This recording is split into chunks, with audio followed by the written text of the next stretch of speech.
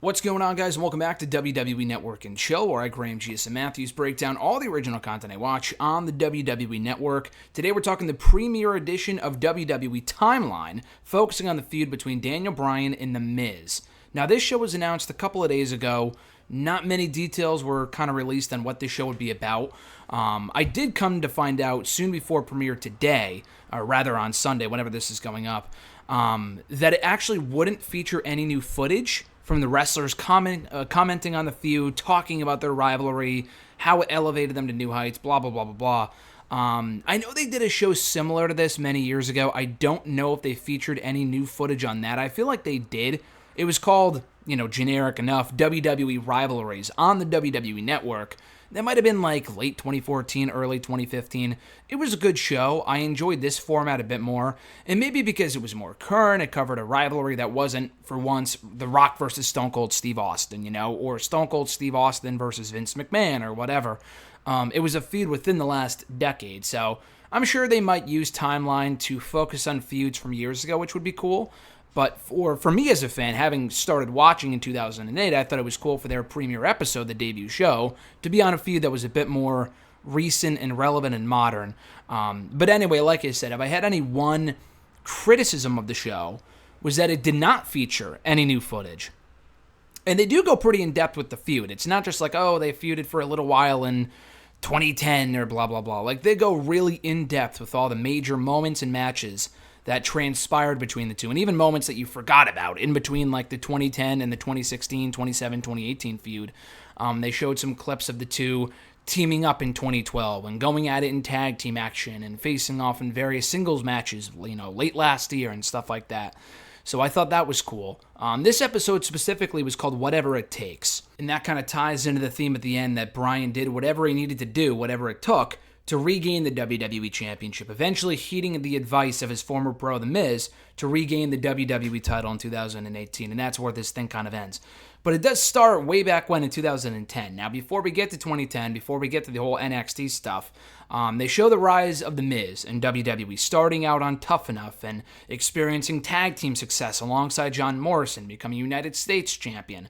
And then they show him being named Daniel Bryan's Pro on NXT. Now, Daniel Bryan, prior to that point, they show this as part of the footage from like one of the first one or two episodes of NXT, that Bryan had plenty of experience, to say the least, before coming to WWE, that he deserved to be there. It was long overdue. That was where he needed to be all along.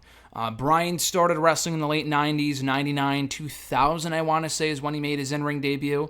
The Miz has only been doing this a lot less than Bryan, not like by 20 years or so, but The Miz started on Tough Enough in 04, 05.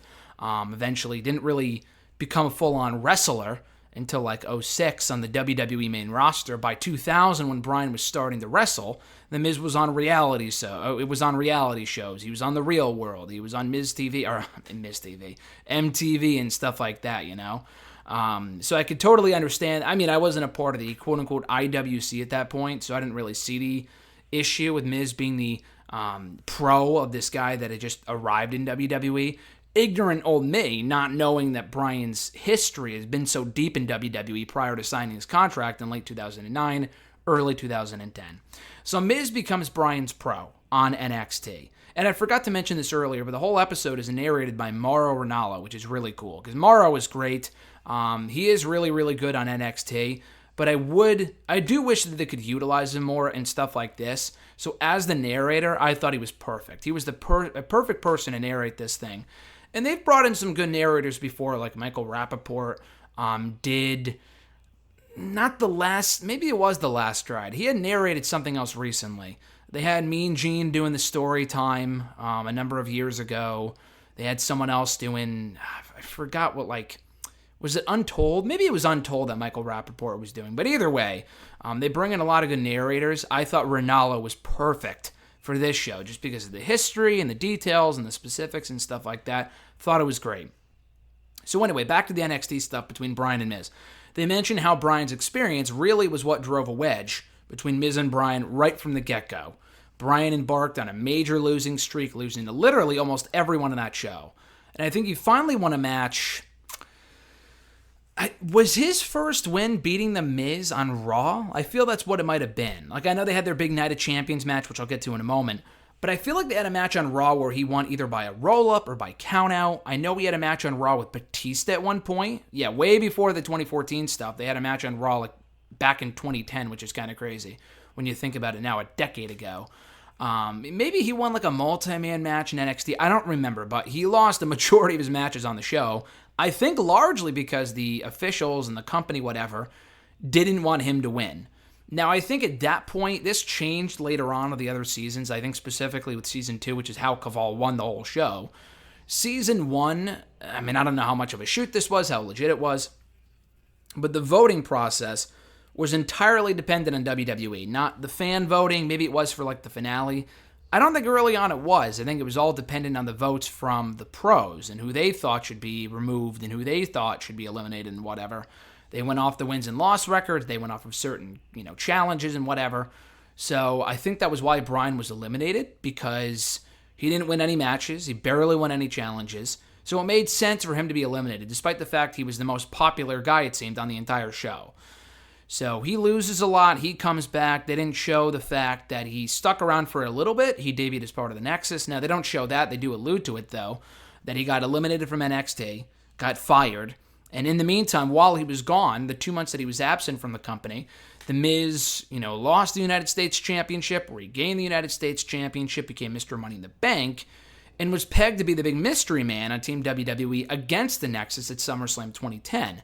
Chris Jericho and Edge went after The Miz, asking him, practically begging him to be that mystery man, the big seventh man they were looking for to complete Team WWE against the Nexus at SummerSlam. Now, the Nexus consisted of everyone that was a part of Season 1 of NXT except for Daniel Bryan.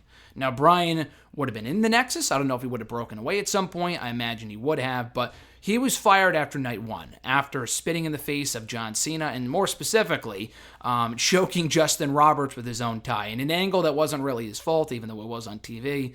That's a whole other story, but he is revealed to be the big mystery man for the team. He's brought out, he gets a decent pop. Not many people remember who Daniel Bryan is, and granted it was 2 months earlier, not that much earlier than when the pay-per-view took place at SummerSlam 2010. But still, I mean, it wasn't a big name by any means. But when I heard that, I don't think I was watching the show live, but I did hear about it through WWE.com or some shit. I was like, oh, that's awesome, that's so sick, blah, blah, blah. So he made it actually pretty far. I don't know how many people he eliminated before The Miz, jealous that they went with him and not, that they went with Bryan and not himself, interfered, cost Bryan the match, and Team WWE ended up winning the whole thing. But Bryan got eliminated because of The Miz's interference. So they show a great promo, not the entire thing, but a bit, a small snippet of a promo exchange that The Miz and Bryan had on Raw before the Night of Champions pay-per-view at 2010's installment of the event, when Bryan challenged The Miz for the United States Championship at that show in Chicago. It was such a great match. But the promo segment itself, when Miz was revealing that he was on the cover of WWE Magazine, which was kind of I don't know if it was a big thing back in 2010, but they pretended it was for The Miz. Now, by 2010, the WWE Magazine was on its way out. I think it was discontinued in 2014. By 2010, no one was really reading the WWE Magazine, but the fact that The Miz was on it was pretty cool, at least for him. So that led into Night of Champions, as I mentioned, and a match I'm very fond of. I personally have a very fond place in my heart for, just because I ordered that show. It was the second only ever event I ordered from WWE. In general, I ordered the 2010 Night of the Royal Rumble pay-per-view earlier that year. This pay-per-view, the 2013 Rumble, 3 years later, didn't order any pay-per-views in between then. A lot of the product was shit, but whatever. And then I think Money in the Bank 2013 as well. And that was it before the network debuted. No WrestleManias. I would go to other people's houses for that. But I didn't order any WrestleManias. I only ordered 4 pay-per-views before the network came around. And I was a fan for 6 years before the network came around. And I only ordered 4 pay-per-views. This was one of them. This was one match I was really looking forward to, and it delivered. It was a great match. Bryan goes over, new United States champion. Great reaction from the Chicago faithful, knowing Bryan's background. Really, really good stuff.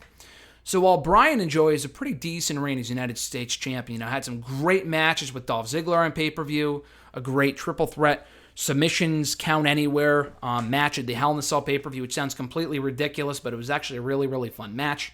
That happened at Hell in the Cell. He had a couple good matches with Ted DiBiase over the United States Championship, Tyson Kidd, Zack Ryder, among others, Sheamus as well. So, anyway, so while he's the United States Champion for a solid 6 months, The Miz, while still Mr. Money in the Bank, was, Mr. Money in the Bank during all of this, goes on to successfully cash in the Money in the Bank briefcase to become WWE Champion at the, I was going to say a pay-per-view, but it was actually the Raw after the Survivor Series pay-per-view in November of 2010. So he becomes WWE Champion. They show him successfully defending the title in the main event of WrestleMania 27 against The Miz. The Miz defending against John Cena. The match sucked, but it's the main event win, the main event of WrestleMania for The Miz nonetheless. So there is something to be said for that. They then show a quick montage of Bryan, in the words of Mauro Ronaldo, following in the footsteps of his former mentor, quote-unquote, on NXT, The Miz, by winning the Money in the Bank briefcase himself in July of 2011, the very next year, and then cashing it in around the same time that Miz did in December, but not November, to become the World Heavyweight Champion over on the Smackdown brand, while Miz was over on Raw. So they continue to cross paths a little bit before their next major run-in several years later.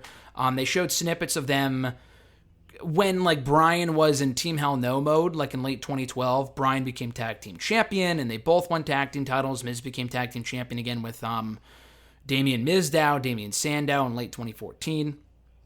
So Bryan's popularity surges, of course, and that leads him to becoming the all-new WWE World Heavyweight Champion in the main event of WrestleMania 30.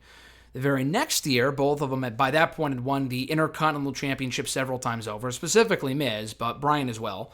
Bryan actually won the championship at WrestleMania 31 in the night's opener, which was a great match, and I think The Miz, he wasn't a part of that match. He was a part of the IC title ladder match the next year. I think Ziggler was a part of both. He wasn't a part of the match that year. But they had a few matches on Raw, I remember, leading up to that year's WrestleMania.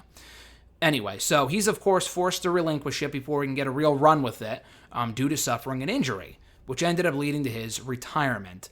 So, this is why I really like this show and why I'm choosing to review it, because they show the minor segments in between all the major moments and matches and feuds that they had in the span of 8 years. They didn't just go from 2010 to 2016 to the Talking Smack promo. They covered everything in between, including one segment they had on Raw soon after Bryan had to relinquish the championship. And I think Bryan was promoting a book. He was on Tough Enough, so that's why he was still on the show. Miz was like, "Oh, you vacated that championship. That's the title that I want now that you vacated it." And Bryan vowed to return, and obviously he didn't, at least not right away. His career was over temporarily when he had to retire officially in February of 2016. Meanwhile, he becomes the SmackDown general manager in the summer of 2010. And then they show The Miz kind of becoming more of a star in the absence of Daniel Bryan. Filming more movies, filming TV shows, having Maurice back by his side, regaining the Intercontinental Championship in early 2016, the night after WrestleMania from Zack Ryder. So Bryan becomes the SmackDown GM, as named by Shane McMahon. Bryan drafts The Miz, even though he fucking hates The Miz, drafts The Miz to SmackDown. And I thought that was really, really smart. He didn't do it because he liked The Miz. He did it because he wanted the Intercontinental Championship on the blue brand. That's why he did it. So by that point, they continued to clash a little bit. And then they made it pretty clear that Bryan was not fond of Bryan's antics, or was not fond of Miz's antics as the Intercontinental Champion, kind of doing whatever he needed to retain his title at every turn. Was Miz at SummerSlam that year? I think he was, but I don't remember what match it was. Was he even at SummerSlam in 2016? I don't fucking remember. I don't think he was, if I'm not mistaken. He had a couple of matches. He had a lot of good matches in 2016 as champion with Cesaro and Sami Zayn and then Kevin Owens, among others. I don't think he wrestled at SummerSlam, though. I feel like he did, but I don't remember. I would have to go back. I don't remember. But either way, they do show the entire interaction they had on Talking Smack, that famous pipe bomb-esque promo, the Austin 316-esque promo from late August of 2016 when Miz just went off on Daniel Bryan. They show the entire thing, not just highlights, not just a few sentences or two, not just Miz's promo. They show Bryan's part of it too. They showed the whole thing, and it was really, really great. It's every bit as great now as it was back then. And they show Bryan being mocked by The Miz in the ring, with The Miz doing all of his signature moves from that point forward. He was dedicating all of his successful Intercontinental Championship defenses to Daniel Bryan. And Miz was doing, I would say, the best work of his entire career in 2016. If you were to ask me like what the career year is for The Miz, in 2010 he had a great year too as like a tag team champion, 2-time US champion, Mr. Money in the Bank, WWE champion. I would still say probably 2016. He went from being just a joke on the card at the beginning of the year to ending the year as Intercontinental Champion and one of the best heels in the entire company. Like one of the most improved wrestlers in all of that year. And his entire career was 2016. I would say that was his like big career year in my opinion. But anyway, so they show The Miz continuing to hold on to the championship and taunting Daniel Bryan at every turn. And they continue to do that for years. Like, that was late 2016. Miz was doing that up until Bryan came back. And he was clear to compete again in March of 2018. Now, they showed a follow-up from the Talking Smack promo when Miz was back on Talking Smack and they went at it again. Wasn't exactly the same, but it was still good when Bryan called him a hack. And he kind of took credit for The Miz showing more aggression. And he took credit for that because he was really the one that brought it out of him the last time he was on Talking Smack, which was cool. So, again, as I mentioned, Bryan's medically clear to compete again by March of 2018. And then a couple of months later, one of his first matches back, he's involved in a gauntlet match where I think the winner went on to face AJ Styles for the WWE Championship at the... Was that Battleground or Extreme Rules? I think it was Extreme Rules in July of 2018. So he goes on to have the gauntlet match. He pins Daniel Bryan in the match. And that's what sets the stage for the two to have a match at SummerSlam one-on-one 2 months later. And they built it up to be this whole years in the making thing from their initial days in NXT back in 2010. And the whole build of the match was just phenomenal. They had a really, really fun match. The two go back and forth. And with the help of Maurice at ringside, with the help of some brass knuckles, The Miz wins the match. Not clean, it was in dirty fashion, but he still wins the match, earns bragging rights over Daniel Bryan. But the feud does not stop there. They showed an elongated promo, I think from not the next night Smackdown, but like 2 days later. It was at the Barclays Center in Brooklyn. I remember because I was there. But they had a segment where they had Bryan being taunted by The Miz in the ring. And The Miz kind of joked like, oh, I'm going to retire but from like facing Daniel Bryan or something dumb like that. And then Bryan came out and they went back and forth.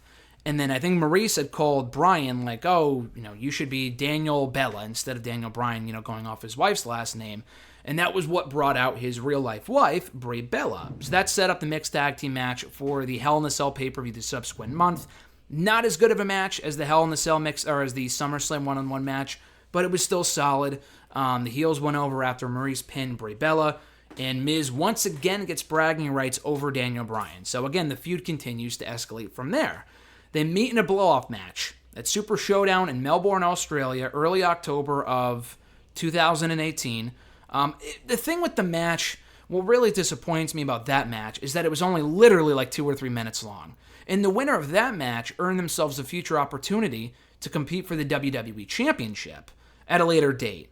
Probably like the subsequent show when they were in Saudi Arabia like later that month or whatever, like a month later, whatever. So the match, I think Miz attacked Bryan beforehand and it looked like he would have the advantage.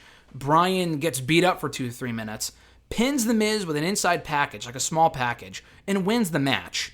And it was a very lame finish, a very lame blow-off to what was a great feud, really, really strong build-up. It would have made more sense, in my opinion, to have The Miz win, and have The Miz be the one to beat Daniel Bryan, or beat AJ Styles, rather, to win the WWE Championship. You have Bryan in chase mode. He goes after The Miz. He beats The Miz maybe at WrestleMania 30... What would that have been, 35? I mean, they ended up doing Bryan and Kofi, which was amazing, too, and Bryan went heel, and that's a whole thing I'll get into in a second, but I was just disappointed by the finish. Miz was just went on to do nothing for many months after that until the whole Shane McMahon thing came around, which ended up exceeding expectations early on, I will say that much. So yeah, Miz, they do show a segment on SmackDown right after Super Showdown, where it was like Miz and Bryan and AJ on Miz TV. And Bryan and AJ were about to meet for the WWE Championship at Super Showdown. Now, it ended up being moved to SmackDown before the pay-per-view because Bryan didn't want to travel to Saudi Arabia, whatever. They did the rematch. They had another match like in November, like in mid-November or whatever.